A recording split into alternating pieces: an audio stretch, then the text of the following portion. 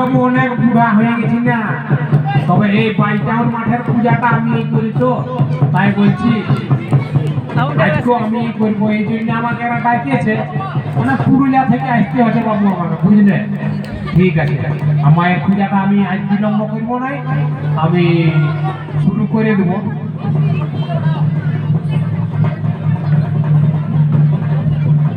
হ্যাঁ, তো বলছি দেরি নাই করে মায়ের পূজাটাই শুরু করি।